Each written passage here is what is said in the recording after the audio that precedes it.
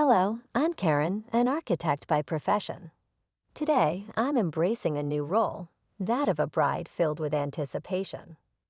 As I make my way down the aisle, every aspect of our wedding, from the vibrant blooms to the carefully curated playlist, reflects my detailed planning.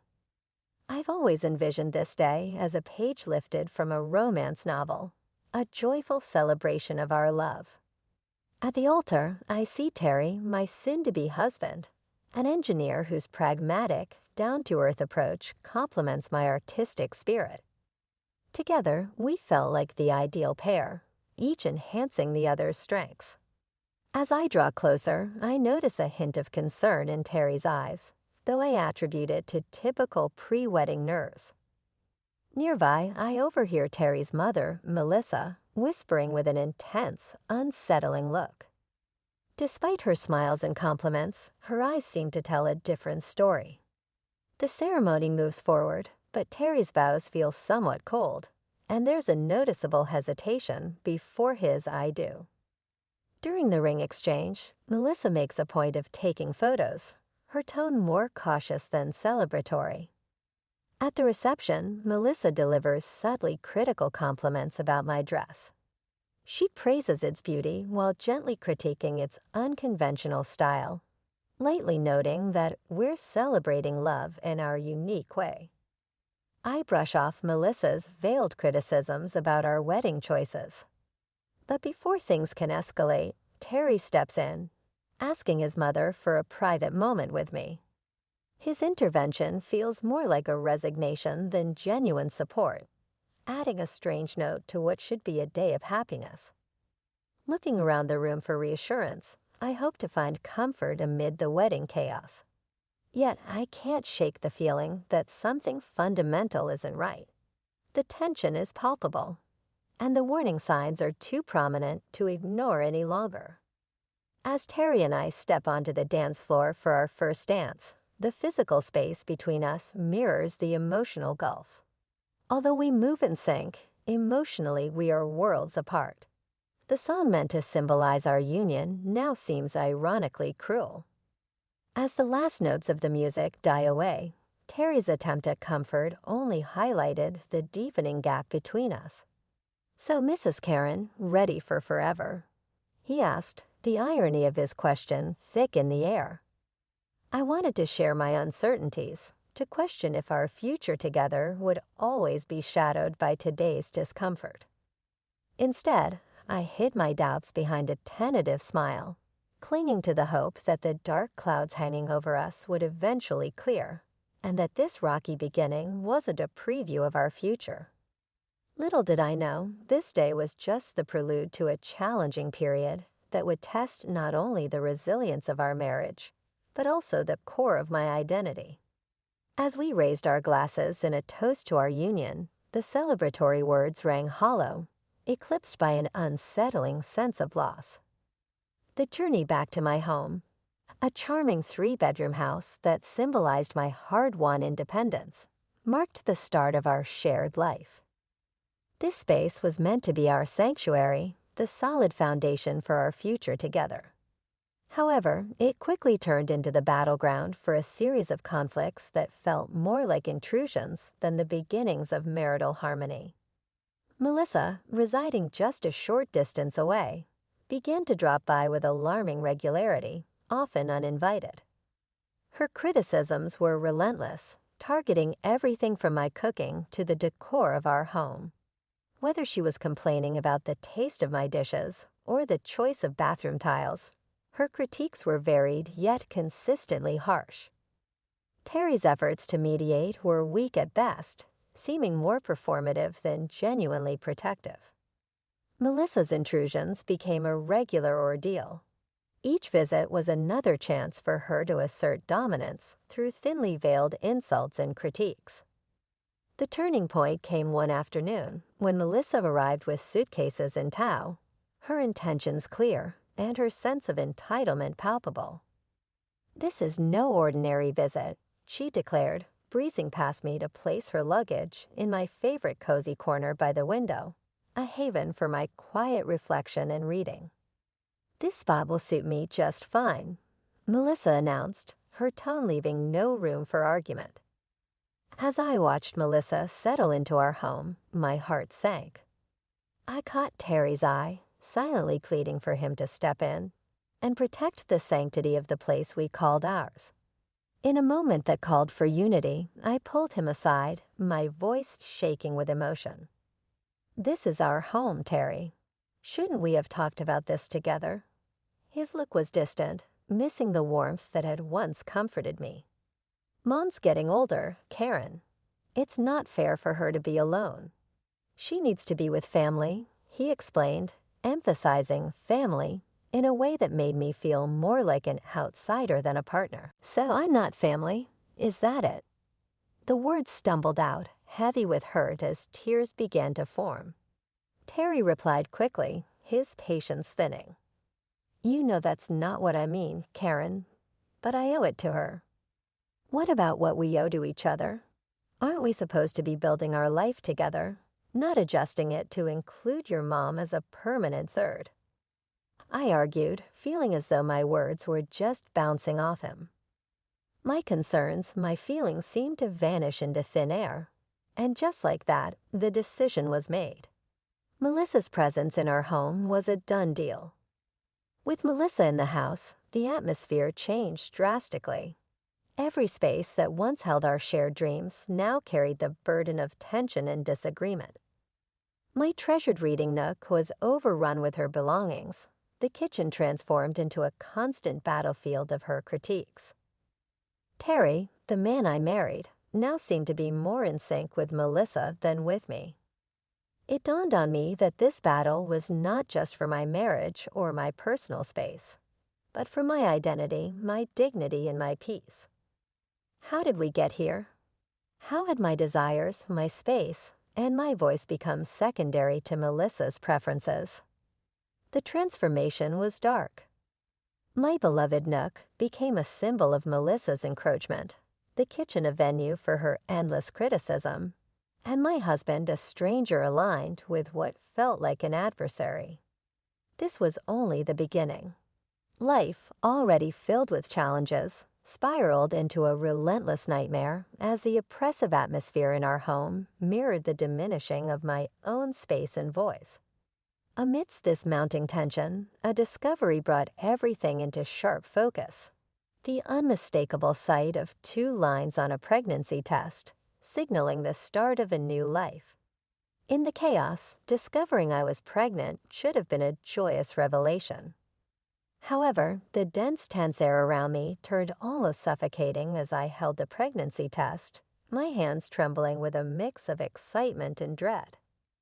This milestone, which I had always imagined would be one of the happiest moments of my life, now felt like an overwhelming burden. Alone in the bathroom, tears welled up as I confronted my reflection, the reality hitting me hard. The stakes were now much higher. When I finally shared the news with Terry, his reaction was underwhelming. "Well, that's something," he muttered, quickly shifting the conversation to some renovation idea his mother had proposed. Melissa didn't just see my pregnancy as big news. She saw it as her new project. She took it upon herself to manage every aspect of it, from my diet to the birthing plan, all under the guise of being helpful. Her interference soon became oppressive. She critiqued every bite I ate, casting judgmental glances at even the simplest meals, and questioning my weight management. Despite my assurances that everything was doctor-approved, she scoffed. Doctors these days have no clue, dismissively convinced her old-school methods were superior to modern medical advice. As my pregnancy advanced, Melissa's control over my life grew even more intrusive. She expected me to maintain our home to her strict standards, regardless of my physical state. "Karen, why isn't the living room clean yet?" She would demand, comfortably ensconced in my reading nook, which she had taken over as her base for endless phone scrolling and TV watching. My pleas for rest were ignored, with Melissa dismissing pregnancy as no excuse for laziness. Terry's silence during these interactions only deepened the tension.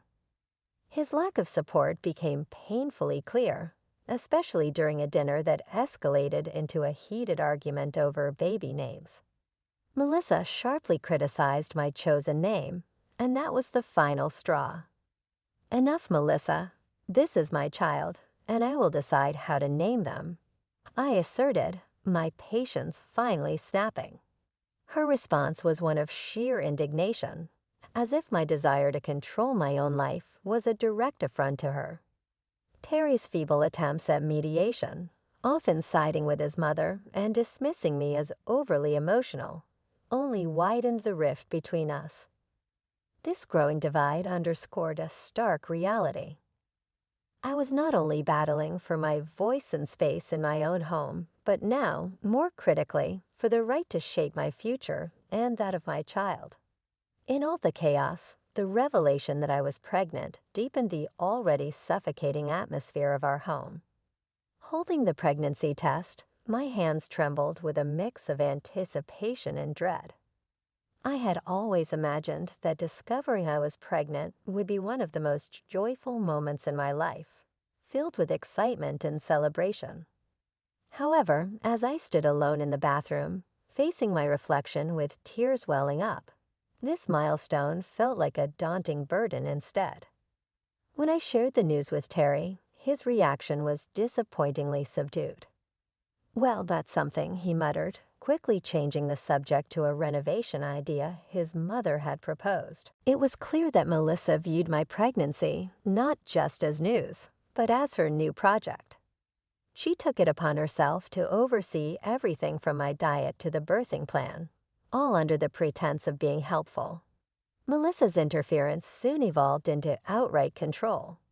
She monitored every bite I ate, casting judgmental glances at even the simplest meals and questioning my weight management, despite my assurances that my diet was doctor-approved.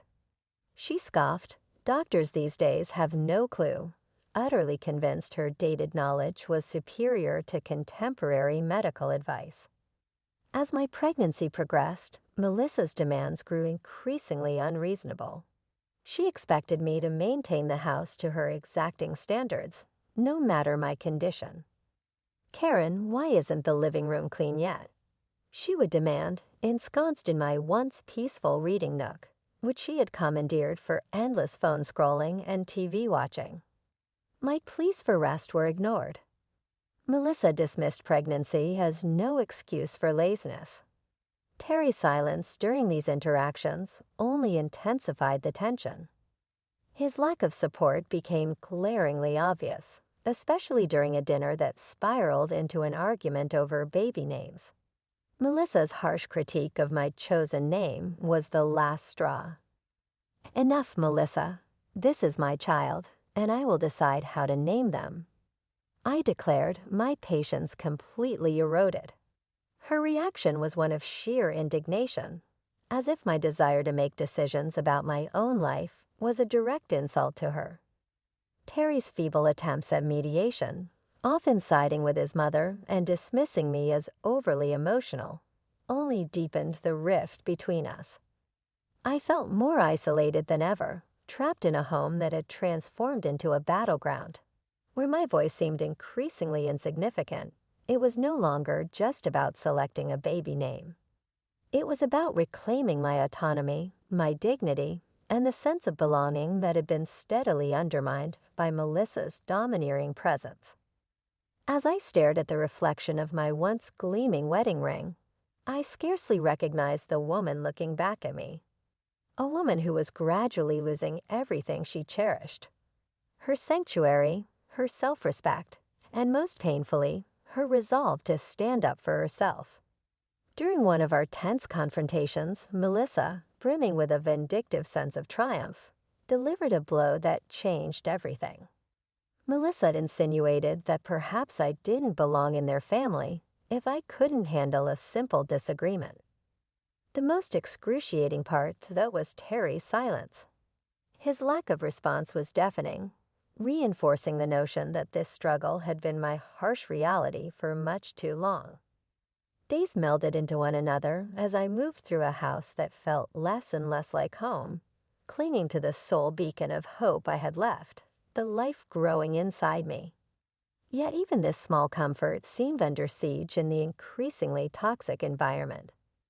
The tipping point came on a cold evening during yet another fraught family dinner. Despite my efforts to craft a flawless meal, Melissa's criticisms were relentless, attacking everything from the seasoning to the execution. Each of her harsh words felt like a physical blow, slowly chipping away at my already brittle confidence.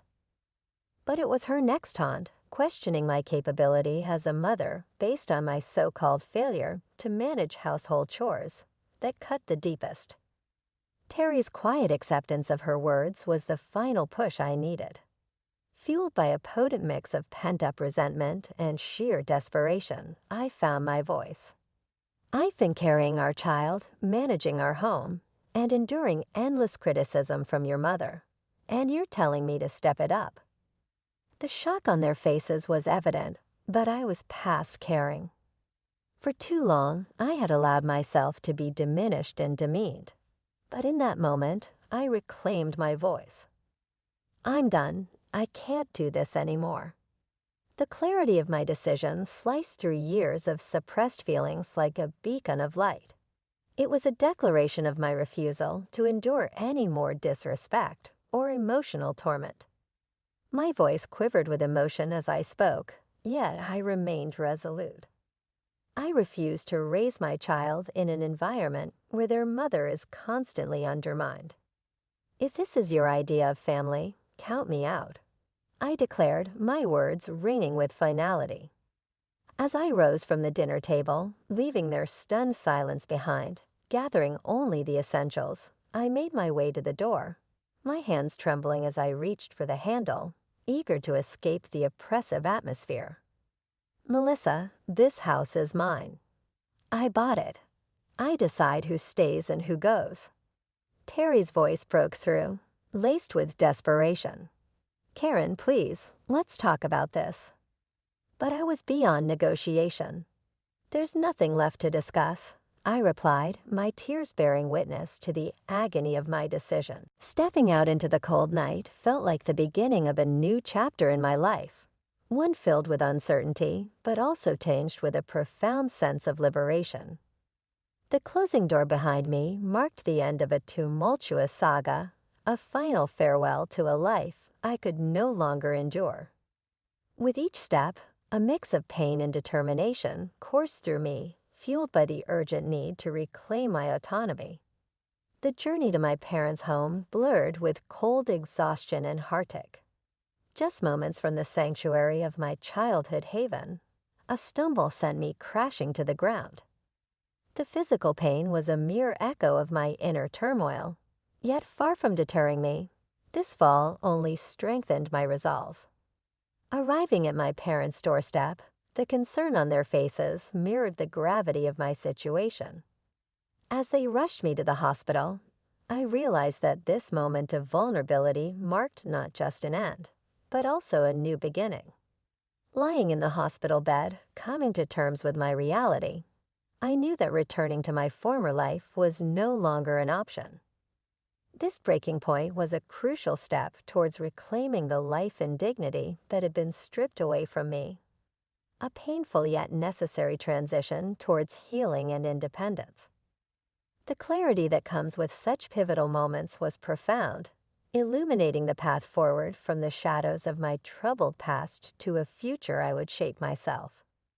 Amidst a whirlwind of emotions, I stood surrounded by the comforting yet anxious presence of my parents.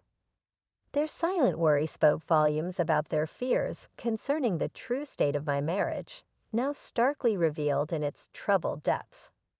Breaking the heavy silence, my mother voiced her concern, her words laden with the weight of the unfolding reality. Karen, dear, what's your plan now? Unsure yet resolute, I replied, I'm not sure, Mom, but one thing's for sure.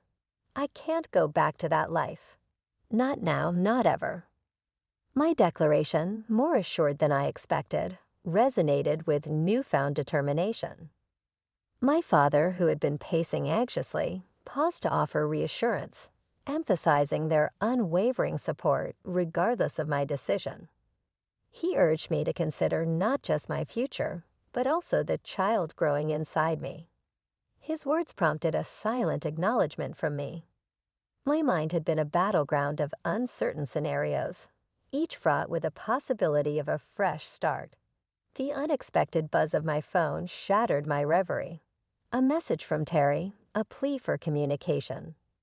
Yet to me, his timing felt like a door long closed, his words unseen, left hanging in the void as I powered off my phone, a symbolic end to our dialogue. My next steps became clear, marked by action rather than words. Consulting a family lawyer was my first decisive act toward untangling the turmoil of my marriage.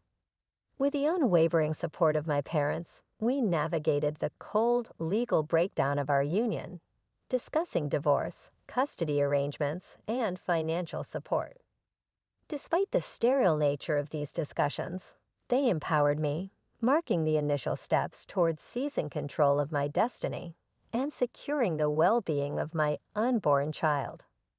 Within a week, Terry and Melissa received the formal notices. Divorce papers for Terry and an eviction notice for Melissa from the home that was legally mine. Alongside these were demands for substantial child support and compensation for the emotional turmoil I had endured. Though drastic, these actions were imperative, severing the ties that had long bound me to a life of despair. When I eventually re-engaged with my phone, it was inundated with Terry's attempts to reconnect. His messages carried a blend of regret and a plea for reconciliation. Yet the wounds inflicted by nights of humiliation, years of neglect, and Melissa's calculated malice, all silently condoned by Terry, ran too deep. The fleeting temptation to entertain his overtures was swiftly overshadowed by the memory of enduring pain. This moment wasn't merely about closing a chapter. It was about reclaiming my narrative where the shadows of the past no longer dictated the brightness of my future. The love I once harbored for Terry had been utterly overshadowed by the grief of our disintegrating marriage. Taking decisive steps, I cleared away all remnants of him from my life. I deleted his messages, erased his contact details, and blocked him on all social media. To me, Terry had become a chapter of my past, a distressing period I was more than ready to close. I knew the path ahead would be fraught with challenges. Navigating a divorce with a child on the way was no simple journey. But I was determined to forge my path, stepping away from the stifling shadows that had once engulfed me toward a future brimming with hope. On the day of the court proceedings, the room was permeated with a sterile chill, characteristic of spaces where fates are decided. Seated beside me, my lawyer radiated confidence, while my parents provided silent yet steadfast support from behind. Across the aisle, Terry appeared lost, slowly coming to terms with the reality before him, while Melissa's expression fluctuated between shock and defiance.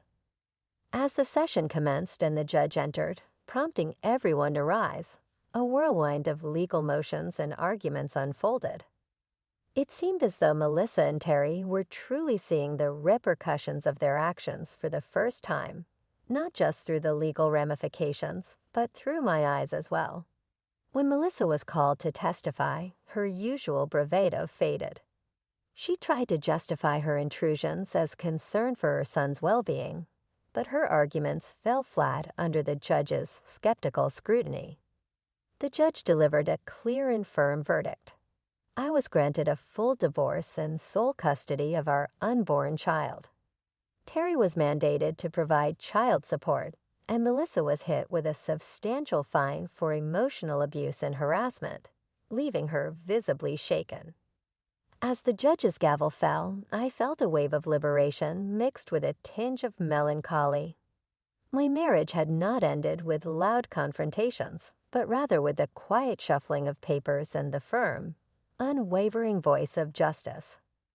This chapter of my life was now firmly closed, paving the way for a fresh start free from the burdens of the past. The cost of my newfound freedom was something I could never have anticipated on the day I exchanged vows. Exiting the courtroom, Terry approached with a look of bewilderment, voicing his remorse and disbelief at how our lives had unraveled. Yet as I looked into his eyes, I no longer saw my future, but a profound void where love had once lived. I never envisioned this as our ending, Terry, but apologies can't undo what's been done, I stated firmly, turning away to leave the past behind.